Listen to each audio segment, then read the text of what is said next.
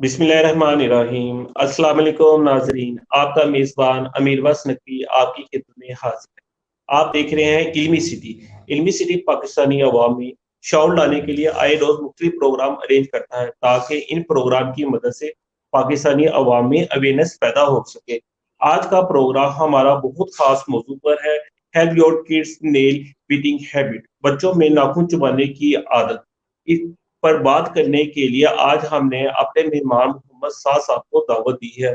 मोहम्मद साद साहब social activist हैं, well being expert हैं, फाउंडर और तदीब के फाउंडर हैं। अस्सलाम वालेकुम सर, कैसे हैं आप? मैं अच्छा हूँ। वालेकुम अस्सलाम अमीर, आप कैसे हैं? यूनिवर्सिटी में आपको कुछ आमदीद कहते हैं। आपका बहुत बहुत शुक्रिया, आपने मुझे इनवाइट किया। सर, मैं अपने प्रोग्राम को आगे बढ़ाते हैं जो सबसे पहले सवाल करूंगा वो ये है कि जो नाखून खाने की आदत है, जो अक्सर औकात बेशुमार लोगों में पाई जाती है, ये क्या हमें अपने पेरेंट्स की तरफ से या वरासती तौर पर मिलती है आदत? अच्छा, ये एक ऐसा सवाल है जो कि इट्स काइंड ऑफ हॉट। ये पूरी जो साइकोलॉजी की फील्ड है, इसमें ये अनआंसर्ड है। बहुत सारे ऐसे सवाल आते हैं जिसको अभी तक साइंस किसी हतमी नतीजे पर नहीं पहुंची है।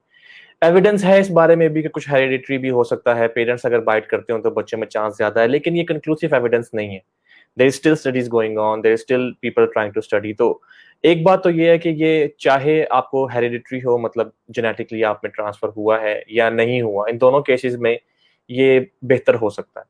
तो ये कुछ ऐसा इम्प्रिंट नहीं है दिमाग में जो कभी की और ना हो सके। बहरहाल, इस पे अभी साइंस हतमी नतीजे पे नहीं पहुंची है, तो it's very too early to say something about it. और लास्ट टाइम जब हम लोगों ठीक के है। कुछ दोस्त जिन्होंने ज्वाइन किया था हम लोगों को लास्ट सेशन में, दे हैव आस्क्ड स्पेसिफिकली कि हम लोग इस बारे में बात करें, बच्चों में खास तौर पे नाखून चबाने की आदत, इससे कैसे बचा जा सकता है, खुद कैसे हेल्प की जा सकती है, और इसके क्या। तो मैंने सोचा कि हम इसको पूरा कवर करेंगे आज। ठीक हो गया सर, थैंक यू। सर, ये जो नाखून खाने की आदत है, इसका हमारी नफ्सियात से कोई ताल्लुक है? हाँ, इसका ताल्लुक हमारी नफ्सियात से भी है। एक बेसिक आप चीज समझ लीजिए, कुछ एक हम इसे बोलते हैं body awareness, body aware repetitive behaviours. मतलब कुछ भी ऐसा आप अपने जिस्म के साथ करो जो रिपीटेडली, जैसे कि कुछ लोग पटाखे निकालते हैं उंगलियों के बार बार। जी। कुछ लोग दाढ़ी या मूंछ के बाल नोचते रहते हैं बैठ के। मुझे आदत है, मैं कई दफा ऐसे ऐसे अपनी दाढ़ी को करना शुरू करता हूँ, सर के बालों के साथ खेलते हैं। तो कुछ बॉडी अवेयर आपके रिपेटिटिव बिहेवियर्स होते हैं।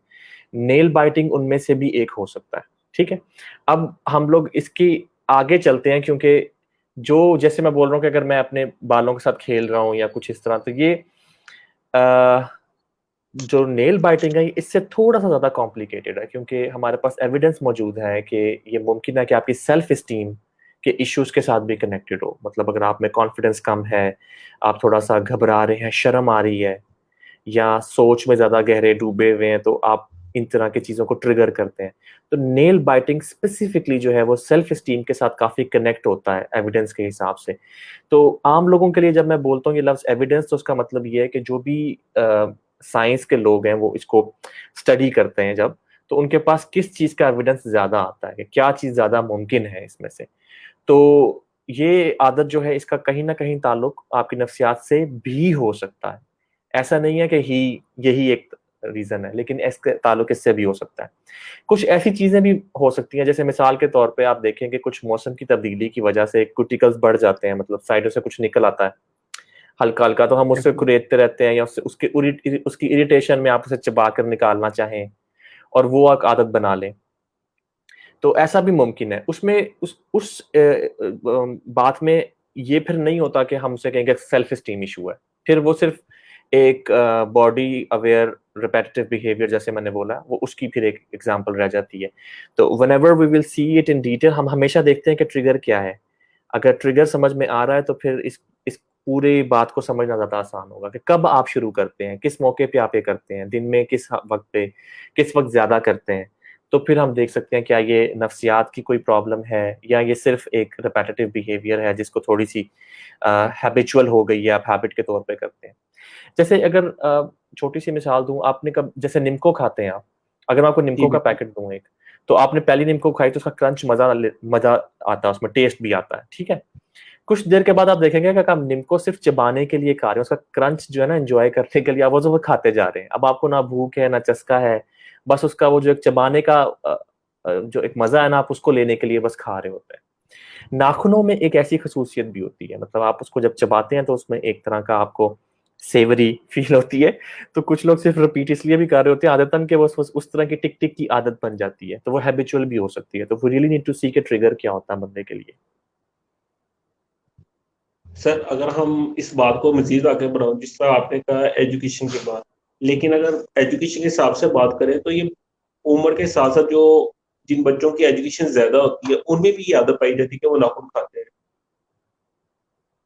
नहीं, मैंने कोई कनेक्शन इसका एजुकेशन के साथ तो नहीं मिलाया है। लेकिन मैं ये कतन भी इसका ताल्लुक नहीं है कि आप पढ़े लिखे हो या आप नहीं हो, इसमें hmm. This is nothing connected. लेकिन ये चीज है कि ये किसी भी एज में आप देखते हो, लेकिन अर्ली एजेस में ये स्टार्ट होती है मोस्टली, यानी अर्ली टीन्स में या लेट टॉडलर्स जो है, अगर वो शुरू कर दें ये आदत तो फिर पक्की हो जाती है, फिर जिंदगी में चलती रहती है जब तक कि आप इसका कुछ करें नहीं। और ठीक इसमें हो खाली नाखून चबाना नहीं, कई दफा नाखूनों को नोचना भी शामिल होता है, मतलब आप नोचते रहे, नाखूनों के साथ खेलते रहे और उनको नोचते रहे। और कुछ लोग जो नाखून काटते ही नहीं कभी, वो दांतों से काट के हमेशा खत्म कर लेते हैं, तो वो सब बिहेवियर शामिल होता है।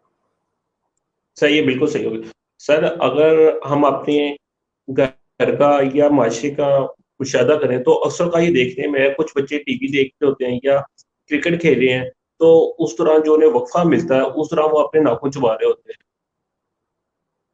हाँ, इसमें आप इस चीज को जरा समझिएगा, जरा डिटेल में इसको समझिएगा। एक तो ये कि आप जिसने हमने बोला कि अपने इर्द गिर्द आप देखते हैं, तो हमारे पास जो नंबर्स हैं वो तकरीबन हर ही नेशन में तकरीबन 30% लोग ऐसा कुछ ना कुछ कर रहे होते हैं, कोई ना कोई रिपेटिटिव बिहेवियर शो कर रहे होते हैं। तो ये इतना ज्यादा वो डेंजरस नहीं होता हर बंदे के लिए। कई लोगों के लिए बस एक समझें कि ओकेजनली कर रहे हैं, कभी कभी हो जाता है। लेकिन जिन लोगों में आप बार बार देखते हैं और फिर आप देखें कि वो टीवी देखते हुए कर रहे हैं, जैसे आपने बोला क्रिकेट खेलते हुए कर रहे हैं, तो उन लोगों को ज्यादातर एंजाइटी इश्यूज होते हैं। और जब वो एंजाइटी का शिकार होते हैं तो अपने आप को एक सेल्फ सूदिंग बिहेवियर होता है, खुद को प्यार करने वाला, मतलब खुद को सहलाने के लिए, खुद को सहलाने के लिए वो फिर ऐसे एक अपने नाखून चबाते हैं। एक सेल्फ सूदिंग बिहेवियर होता है एंजाइटी में, जब एंजाइटी ट्रिगर होती है। अब जो बच्चे टीवी देखते हुए ये कर रहे हैं, इस बात पे भी जरूर गौर करें कि वो टीवी में क्या देख रहे हैं। अगर टीवी में बिल्कुल।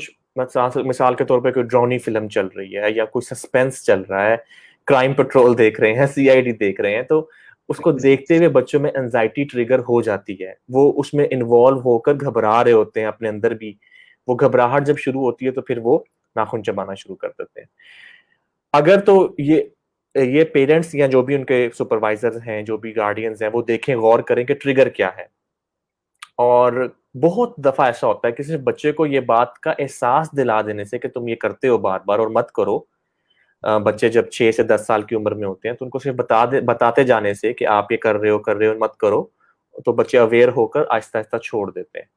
लेकिन उनको अवेयरनेस देना, ट्रिगर करना, और कई दफा माँ या बाप अगर उनसे अकेले में ये बात जरूर पूछे कि आप क्या सोच रहे थे, बगैर इस चीज का बताए कि तुम नाखून खाते हुए क्या सोच रहे थे, क्योंकि इसका जवाब हमेशा बच्चे ना में देते हैं, कुछ भी नहीं कुछ भी नहीं। लेकिन अगर आप सिर्फ जनरली उससे पूछें कि क्या सोच रहे हो, परेशान हो, कुछ सोच रहे हो, घबरा रहे हो, ठीक है। मतलब ये जनरली आप उससे पूछें, तो आपको पता चले कि कहीं ऐसा तो नहीं कि एंजाइटी का कोई प्रॉब्लम है या कोई ऐसा प्रॉब्लम जिसको आपको लगता है कि साइकेट्रिक अटेंशन चाहिए या कोई क्लिनिकल अटेंशन चाहिए। अगर नहीं तो फिर आप उसको आहिस्ता आहिस्ता बताते रहें और बच्चे जो है वो छोड़ देते हैं। ठीक हो गया। सर कभी कभार बच्चों में जो स्ट्रेस की अलामत पाई जाती है, या स्कूल से कोई ज्यादा होमवर्क मिल गया, या टीचर ने जो हमें होमवर्क दिया वो नहीं करते, तो सुबह जब स्कूल जाने का एक खास किस्म की जो हमें टेंशन, जिसका हमें स्ट्रेस लिया होता है, तो उस दौरान भी बच्चों में देखने में कि वो नाखून खा रहे हो। आपको कभी ऐसा हुआ है स्कूल जाते हुए पेट में गुड़गुड़ होना या? बिल्कुल ऐसा होता है। अच्छा, आपको पता है ये सबको नहीं होता है। बिल्कुल ऐसी को कुछ सबको नहीं होता है, सबको नहीं होता है, लेकिन अगर आपको होता है तो उसमें मैंने कई बार अपनी इन नशिस्तों में पहले भी बयान किया है कि जिनकी पर्सनालिटी टाइप्स इंट्रोवर्ट होती है ना, जो थोड़े से कम गो लोग होते हैं, जरा शर्माते हैं, शाय लोग होते हैं थोड़े से, उनमें नेचुरल टेंडेंसी होती है कि उनका अमेग्डला इस तरह काम करता है कि वो जल्दी एंजाइटी या स्ट्रेस का शिकार होते हैं। तो स्कूल के वक्त जाने में जो स्ट्रेस और सुबह नाश्ता करते वक्त नोजिया, हल्की हल्की उल्टी फील होना, या टेस्ट शुरू होने लगा इससे पहले उल्टी हो रही है, टीचर कह रहा है प्रेजेंटेशन दो तो उससे घबराहट होना, ये जनरल एंजाइटी या स्ट्रेस की जो परेशानी है, ये इंट्रोवर्ट लोगों में थोड़ी ज्यादा होती है एक्सट्रोवर्ट लोगों की निस्बत। यानी जो लोग थोड़े से ज्यादा बोलने वाले, ज्यादा एक्सट्रोवर्ट होते हैं, चुलबुले होते हैं, उनको शायद इतना फील नहीं होता, मतलब वो लाओबाली होते हैं कुछ लोग, मतलब एक्सट्रोवर्ट जो बिहेवियर होता है। लेकिन अगर आप इंट्रोवर्ट हो तो आप और मैं तो फिर एक ही क्लैन के हैं, हम दोनों ही इसका मतलब इंट्रोवर्ट हैं यहाँ पे, और इंट्रोवर्ट लोगों में ये कॉमन बिहेवियर है। अच्छा, अब इसके इस दौरान जब आपको कोई सपोर्ट नहीं मिलती है, जैसे अगर मैं इंट्रोवर्ट हूँ लेकिन मेरी बीवी मुझे समझती है, उसे पता है कि साथ को एंजाइटी होती है मिसाल के तौर पे, और वो मुझे वहां से एक सूदिंग बिहेवियर मिल रहा है, या मेरी वालदा मुझसे सूदिंग बिहेवियर, मेरे वालिद, मेरा भाई, मेरा दोस्त, मेरा बेस्ट फ्रेंड जो साथ बैठा है उससे मुझे एक कंफर्ट मिल रही है, तो उस दौरान आप नॉर्मली नहीं करते, क्योंकि आपको सेल्फ सूदिंग की जरूरत नहीं पड़ती, आपको खुद को प्यार करने की जरूरत नहीं पड़ती। तो बहुत सारे लोग जो हैं जिनकी ये डिजायर या डिमांड कि कोई हमें समझे, कोई हमें अप्रिशिएट करे, जब वो डिमांड्स पूरी नहीं होती तो ये सेल्फ सूदिंग बिहेवियर जो है वो पीक पे जाते हैं।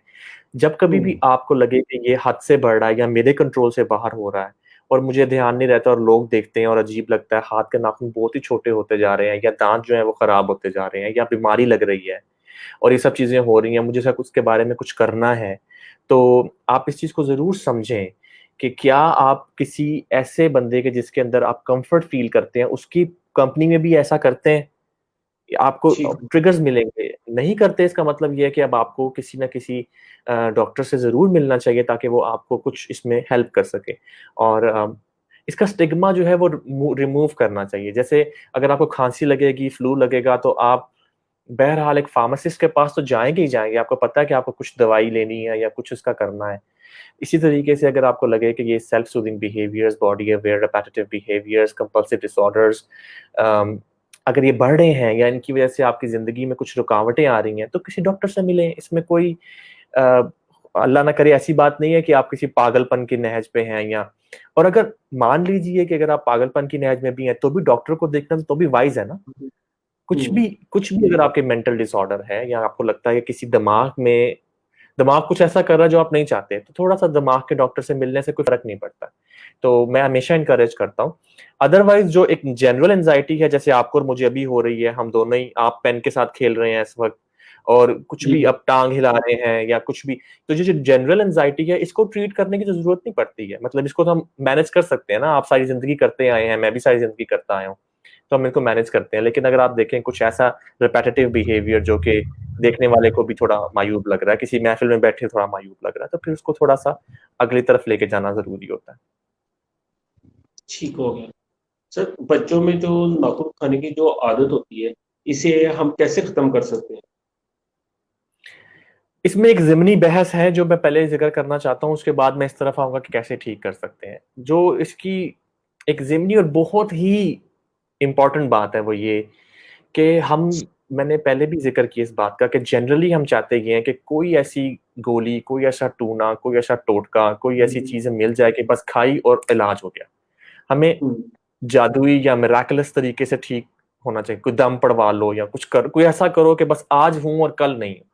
तो ये इन केसेस में नहीं होता है। इसमें आपको बड़े ग्रेजुअली, और जिस तरह साल साल ये आदत पक्की हुई है, इसी तरीके से चंद माह तो लगेंगे इसको ठीक होने में, मतलब वक्त लगता है इनको ठीक होने में। शुरू और मुमकिन है कि आपने एक बार बिल्कुल ठीक हो गए और फिर शायद दोबारा से शुरू कर दिया, तो एक वक्त लगता है इसको ठीक होने में। और इस बात को समझ ले, कोई भी बंदा आपको ऐसा कुछ बेचना चाहे कि शर्तिया इलाज और एक दवाई में आराम या कुछ भी, तो माजरत के साथ ऐसा मुमकिन नहीं है। और ये जो इतने मैंने को बोला कि पूरी दुनिया के तकरीबन 10 से 30% लोग मुख्तलिफ कौमों में इन चीजों का शिकार हैं, वो स्ट्रगल इसलिए कर रहे हैं क्योंकि इसमें वक्त लगता है और आपको थोड़ी हैबिट्स को डेवलप करना पड़ता है। तो कैसे बच्चों के अंदर इस आदत को ठीक किया जा सकता है? तो सबसे पहली जरूरत बात तो ये है कि जो भी उनका गार्डियन है, सुपरवाइजर है, वो रेगुलरली टोकने से उनको अवेयरनेस होती है बच्चे में, छोटे बच्चे में पता नहीं होता मैं कर रहा हूँ, तो अगर कोई बताता रहे कि तुम ऐसे कर रहे हो, तुम ऐसे कर रहे हो, ठीक कर लो। जैसे मैंने बोला कि मैं अपने बाल नोचता हूँ, और खासतौर पर जब मैं कोई बहुत गहरा काम कर रहा हूँ, मैं रीडिंग कर रहा हूँ, मैं राइटिंग कर रहा हूँ, और मैं लिख रहा हूँ, और मैं सोच रहा हूँ, और सोचते सोचते मैं अपने बालों के साथ खेलते, तो उस मोमेंट पे कोई भी जो मेरा सपोर्ट सेटअप है, मेरी वाइफ है, मेरा छोटा भाई है, या कोई भी है, they know that I do this and I don't want to do it, they just tell me like तुम कर रहे हो, तो देन आई स्टॉप इट। तो ये एक इसको हम बोलते हैं कॉग्निटिव बिहेवियर थेरेपी, मतलब आपकी एक बिहेवियर थेरेपी होती है जो रिपीटेटिवली आपको किसी चीज से रोकते रोकते रोकते एक वक्त में फिर आप इसे कम कर देते हैं या छोड़ देते हैं। हमारा एक दोस्त है जो पहले सेल्फ एस्टीम की इशू की वजह से उसने अपने नाखून खाना शुरू किए, लेकिन जब मैं उसको मिला तो वो तो काफी कॉन्फिडेंट इंसान था, और काफी एक्सट्रोवर्ट है, और काफी अपेरेंटली एक्सट्रोवर्ट है, स्टिल समटाइम्स डाउट, बट मतलब काफी जॉली फेलो है, मतलब काफी कॉन्फिडेंट लगता था। तो मुझसे पूछा कि कैसे आपको ये आदत पड़ी है, कि क्यों आप अपने नाखून खाते हो। तो उन्होंने बोला कि भी मेरा कॉन्फिडेंस तो बिल्ड हो गया है, मतलब पहले मैं ऐसा कॉन्फिडेंट नहीं था, और शाइनेस और शेम और इस तरह की फीलिंग्स ज्यादा रहती थी, तो ये करता था मैं, लेकिन अब मैं तो इम्प्रूव कर गया हूँ, लेकिन ये अभी भी मेरे साथ मैं कभी कभी कर रहा होता हूँ ये, बट ठीक ही है। Has improved a lot. मतलब एक बंदा जो हर वक्त ही मुंह में हाथ रखा हुआ हो, वो बिल्कुल आप समझें कि दिन में किसी एक दफा किसी को नजर आ जाए, तो he has also improved a lot, और सेल्फ अवेयरनेस की वजह से कि उसने बार बार खुद को रिपीटेडली ठीक किया है। उसमें कुछ लोग ऐसा भी करते हैं कि हाथों पे अपने कुछ कड़वाई कड़वी चीज लगा ली, या कोई ऐसी चीज लगा ली जिसका टेस्ट आए तो पता लगे मैं कर रहा हूँ, वरना आपको पता ही नहीं चलता आप कब कर रहे हैं। तो कुछ ऐसा कर लेने से यानी कोई आप जैसे ऐसी नेल पॉलिश होती है जो कि नजर नहीं आती, मतलब ट्रांसपेरेंट होती है, वो लगाने से यूं करेंगे उसका टेस्ट आएगा, देन यू विल रियलाइज कि ये मुझे नहीं करना है। ठीक है, तो ये एक बड़ा रेगुलर तरीका है इसको रोकने का। ग्लव्स पहनने का एक तरीका है सर्दियों में, कोशिश ठीक करें है। कि आप जिस वक्त अकेले बैठे हैं कुछ करें तो ग्लव्स पहने, ताकि आपको पता चले आप कितनी दफा करते हैं ये। आप ग्लव्स पहने हुए होंगे ना, तो आप कई दफा हाथ मुंह में लेकर आओगे, फिर आपको रियलाइज होगा कि ये तो गलत किया मैंने, तो देन यू विल रियलाइज कि आप एक घंटे में या एक दिन में कितनी बार ये करते हैं, उससे आप अपने आप को बेहतर कर सकते हैं। बच्चों के लिए मैंने बोला कि ये गार्डियन की रिस्पॉन्सिबिलिटी होती है। अगर आप इसको कहीं डॉक्टर के पास लेके भी जाएंगे तो वो फिर थेरेपी सेशंस देगा जो कि रेगुलर और लॉन्ग होंगे। कुछ डॉक्टर्स यही थेरेपी सेशंस पेरेंट्स को सिखा देते हैं कि आपने ये करना है, तो उसमें बच्चों के हाथ को बिजी रखना, मुंह को बिजी रखना, इस तरह की चीजें शामिल होती हैं, तो डॉक्टर्स उसमें बेहतर हेल्प कर सकते हैं। ठीक हो। सर, ये जो नाखून खाने की जो आदत है, ये कब इतनी खतरनाक हद तक हो जाती है कि हमें डॉक्टर से रब्ता करना चाहिए? एक तो ये कि अगर इससे आपको दूसरी बीमारी हो रही है कोई, क्योंकि आप जब बार बार हाथ मुंह में डालेंगे तो कितने बैक्टीरिया, कितने जर्म्स आप बार बार अपने मुंह के साथ उसको इंटरेक्शन हो रहा है, तो उसमें ये होता है कि आपका पेट खराब होना और बाकी बीमारियां जो है वो उसका लगना ये ज्यादा हो जाता है। तो अगर आपको लग रहा है कि भाई बीमारियां लगे लगती जा रही हैं और ये बीमारी ठीक नहीं हो रही, तो आप इसको बेहतर है कि डॉक्टर से रिव्यू करें। और उससे पहले एक चीज होती है कितना ज्यादा कर रहे हो आप। जैसे आपके आपके नाखून ही मतलब टूटने लग जाएं और गंदे हो जाएं और बिल्कुल ही उनकी शक्ल खराब हो जाए उंगलियों की, तो it's a hmm. Time that you should seeking help, और उसको फिर डिले करने का फायदा नहीं है। और कभी भी मैं इस बात को रिपीट करता हूँ, अगर आपके इर्द गिर्द में कोई बंदा ऐसा कर रहा है तो उसको डिमीन मत करें आप। देखिए उसका शायद प्रॉब्लम सेल्फ एस्टीम का हो, लेकिन अगर आप उसे झिड़केंगे, या आप उसको बात चिढ़ाएंगे, या उसका कोई नाम डालेंगे, या जिस तरह नॉर्मल हमारे यहाँ होता है, अगर मैं किसी को कह दूं ना कि मुझे बताना अगर मैं गलती करूं, तो वो गलती बताने के लिए पीछे थप्पड़ मारेगा, मतलब इतना भी मैंने तुम्हें नहीं कहा था कि मुझे बताओ, यू नो। हम्म। तो we need to be little as a support to the person, we need to be little careful, right, कि हम उसे किस तरह के सपोर्ट दे रहे हैं, और उसमें हम्म। हल्की आवाज में छोटा सा टोक देना, कहना कि नहीं खाएं, नाखून नहीं खाएं, मतलब थोड़ा सा हल्का सा कह दे, ट्रिगर भी उसके लिए काफी होता है। उसके लिए कोई बहुत लाउड या बहुत ज्यादा चीख चिल्ला के कहना या किसी डिमीनिंग अंदाज में कहना जरूरी नहीं होता। तो ये बड़ी इंपॉर्टेंट बातें हैं, इनको अपने इर्द गिर्द आप देखें तो जरूर ख्याल करें इसका। ठीक। सर, अगर हम जो नाखून खाने की आदत है, अगर इसके स्कूल लेवल पे कोई ऐसे सेमिनार कराए जाए जिससे बच्चों में ये नाखून खाने की आदत हो, जो इससे बीमारियां पैदा होती है नाखून खाने से, उसके बारे में सेमिनार नहीं कराने चाहिए हमें? देखिए सेमिनार होना चाहिए इस चीज का कि आप किस तरह बच्चों की इन प्रॉब्लम्स को नॉर्मलाइज करें, नॉट टू स्टिग्मेटाइज। अगर आप ऐसा करेंगे ना कि ये करने से ये होता है, तो क्या होता है कि उस बच्चे को ऐसा देखने लगते हैं कि जैसे कि बहुत गलत काम कर रहा है, जबकि वो नहीं जानता कि वो ये कर रहा है, वो डिलिबरेट एक्शन नहीं है उसका। तो ठीक अगर है। सेमिनार इस चीज का करोगे कि किसके क्या नुकसान है और नाखून खाने से ये होता है और वो होता है, तो क्या होगा कि बच्चों के ज़हन में ये आ जाएगा कि जैसे ये गलत कर रहा है और देखो मैं तो नहीं कर रहा, मैं तो बड़ा अच्छा हूँ और ये बड़ा खराब है। तो जो सेमिनार होना चाहिए वो ये कि कैसे सपोर्ट बिल्ड करें उन लोगों के लिए कि जिनमें रिपेटिटिव बिहेवियर्स हैं या कंपल्सिव डिसऑर्डर्स हैं या हाइपर एक्टिविटी डिसऑर्डर्स हैं, तो कैसे इनको नॉर्मलाइज किया जाए। तादीब के फोरम से हम लोग ये करते हैं स्कूल्स में, हम इसको नॉर्मलाइज करते हैं, दूसरे बच्चों को आगाही देते हैं इस चीज की कि जिन बच्चों के साथ ये हो रहा है वो कुछ गलत नहीं है। मतलब you need to be supportive, आपकी जिम्मेदारी है कि आप उनको सपोर्ट करें और कैसे सपोर्ट करें। तो इस चीज के सेमिनार्स करते हैं। ठीक हो गया। सर ये तो आपने स्कूल लेवल पे भी बता दिया, पेरेंट्स लेवल पे बता दिया। अगर जिस तरह हम अपने लेवल की बात करें कि उम्र में जब इंसान 30 या 30+ हो जाता है, तो उस दौरान भी ऑफिस की तरफ से हमें खास किस्म का स्ट्रेस मिलता है, तो उस दौरान भी लोग अपने नाखून चबा रहे होते हैं। देखें, स्ट्रेस का कनेक्शन जो इसके साथ है, ये सेल्फ सूदिंग बिहेवियर, ये सिर्फ नाखून चबाना नहीं मैंने बोला, ये और भी हो सकता है। ठीक मिसाल हो के गया। तौर पे जब आप अपने पेन को टिक टिक टिक टिक करते हैं तो ये क्या होता है, या टांग हिलाते हैं, ये क्या होता है? स्ट्रेस। ये भी सेल्फ सूदिंग बिहेवियर होता है ना। आप स्ट्रेस को किसी तरीके से अपने बॉडी के साथ कुछ ना कुछ कर रहे होते हैं। या जैसे किसी अथॉरिटी के सामने खड़े होना है, बॉस है या कोई पावर वाला बंदा है, तो समझ नहीं आता हाथ कहाँ रखें, जेब में डालें, सामने रखें, पीछे बांधें, आगे बांधें। तो ये बॉडी अवेयरनेस है, इसकी जो एक प्रॉब्लम है, ये तो आपकी सेल्फ स्टीम के साथ जुड़ी हुई है। तो इसमें हम सेल्फ स्टीम के इश्यूज को भी ठीक करते हैं। तो ग्रेजुअली जो इससे कनेक्टेड खाना है ये ठीक होगा। इसमें फिर खाली आप नाखूनों का कुछ नहीं कर सकते। तो सबसे पहले सेल्फ स्टीम इश्यूज को ठीक किया जाता है, उसके बाद ग्रेजुअली ये चीजें खुद ही ठीक हो जाती हैं। तो इसका एक रास्ता है। अमीर, कुछ लोगों के सवाल मैं देख रहा हूँ अच्छे आ रहे हैं, आप जरूर सवाल लीजिएगा इनके। ठीक है। मुझे लगता है कि वो रेलिवेंट भी हैं और लोग इसमें, तो जस्ट टेल देम कि we will take all the questions, क्योंकि काफी अच्छे सवाल हैं। मैं ऐसा ले लेता हूँ।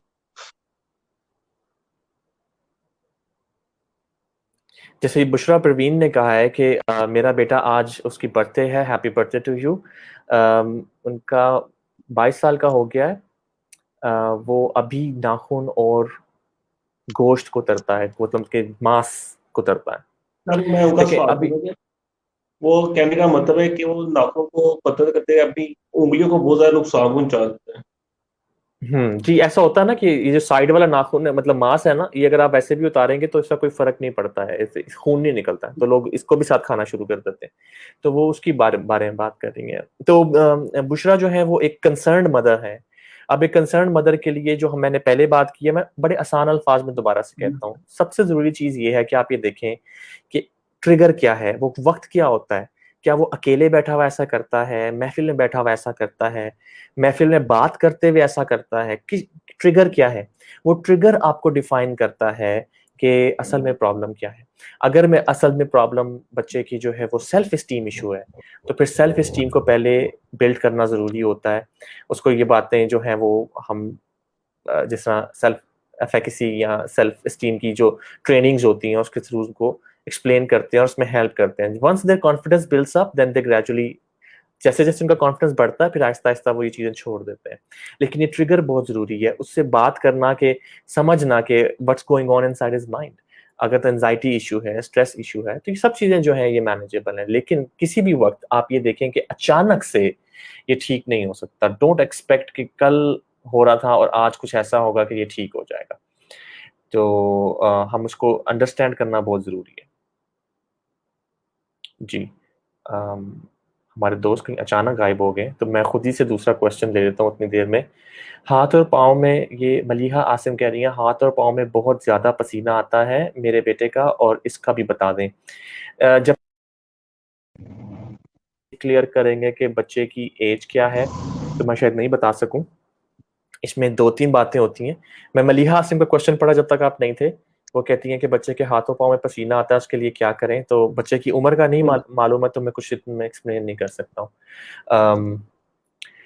अच्छा, तो going back to one more question जो लास्ट टाइम हमसे किसी ने किया था, अमीर।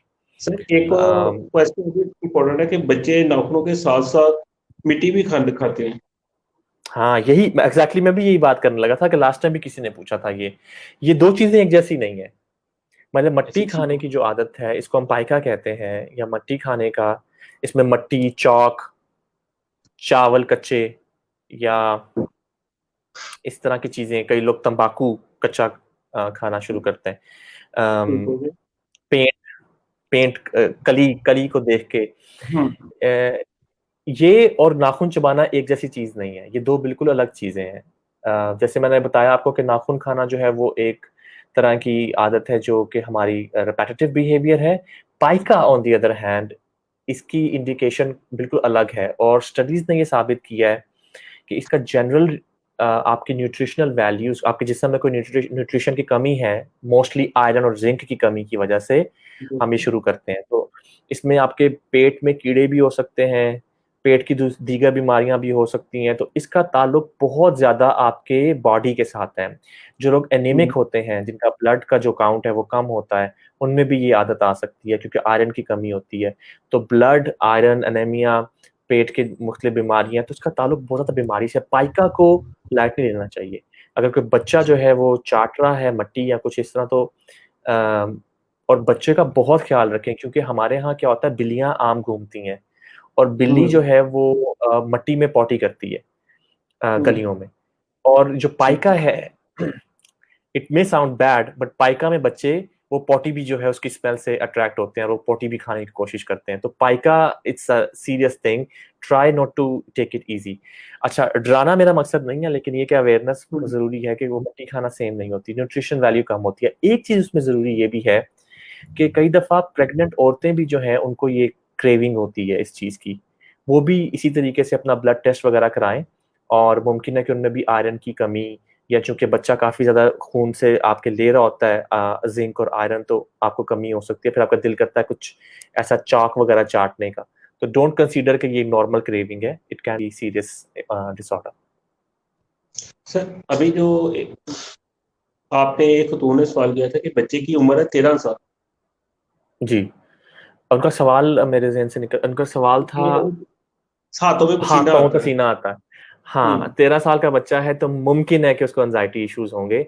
हम्म। मुझे भी आता है, लेकिन देखो, मुझे भी आता है, और मैंने देखा मेरी फैमिली में काफी लोगों को हाथों पाँव में हम्म। जब भी एंजाइटी स्ट्रेस में ज्यादा आता है। तो एक तो ये कि मैनेजेबल है, मैं सारी जिंदगी मैनेज की है इसके साथ। अल्दो कभी किसी इंटरव्यू वगैरह से पहले हाथ हमेशा वो लगता है कि किसी को मिलाऊंगा गीले हाथ बुरा लगेगा, लेकिन हम्म। ये कि I have manage with it. इसमें एक चीज आप जरूर चेक करवा लें, बच्चे का थायराइड लेवल चेक करवा लें। डॉक्टर्स हमेशा इस बारे में कहते हैं कि थायराइड की कुछ माल फंक्शनिंग की वजह से, हाइपरथायरॉयडिज्म की वजह से मोस्टली ये सिम्टम हो सकता है। डॉक्टर से जरूर बात कर लें, लेकिन अगर आपको लग रहा है कि रेगुलर है, एंजाइटी है, तो एंजाइटी के ट्रिगर्स को मैनेज करें। आहिस्ता आहिस्ता बच्चा खुद ही से सीख जाएगा कि ये कैसे बेटर हो। मेरा अभी 3 माह का एक बेटा है, और उसको भी हाथ पाँव में पसीना आ रहा था, तो उसका तो कोई ट्रिगर नहीं है ना, और आई डोंट नो उसके दिमाग में क्या चलता है, क्या वो भी दूध को लेके स्ट्रेस्ड होता है, मगर जो भी है, it can be little genetically transferred I believe. लेकिन चूंकि हम मेरी फैमिली में मोस्टली इंट्रोवर्ट लोग हैं, हम लोग बाय नेचर हम्म। इंट्रोवर्ट है ज्यादा, तो हमारे यहाँ ये कॉमन है। मैंने अपनी फुफ्फो को देखा है, उनके हाथों में काफी पसीना रहता था। We have manage with that, मगर डॉक्टर से मिल लेना जो है वो जरूरी है। ठीक हो गया। अगर सर मैं देख लेता हूँ किसी और का भी क्वेश्चन है तो उस पर भी बात कर लेते हैं। जी जरूर।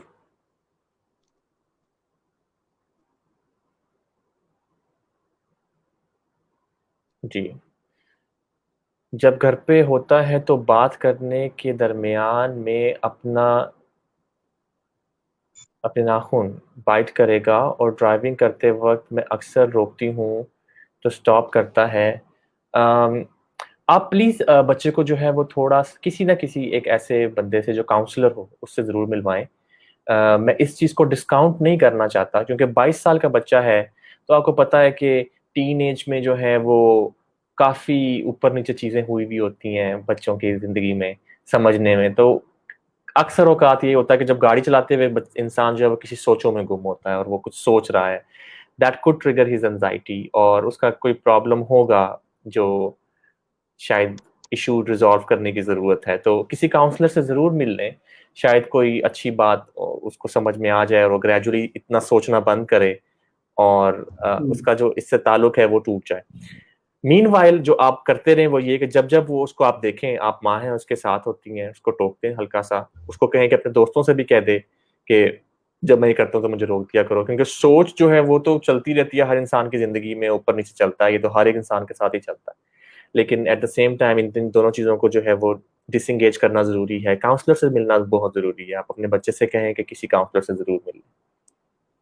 सर बहुत बहुत शुक्रिया साद भाई, आपने अपना कीमती टाइम इल्मी सिटी को दिया, उसके लिए मैं वंस अगेन थैंक्स। और मैं अपने नाज़रीन का बहुत बहुत शुक्रिया अदा करूंगा जिन्होंने कमेंट्स किए, खास तौर पर उनका बहुत बहुत शुक्रिया।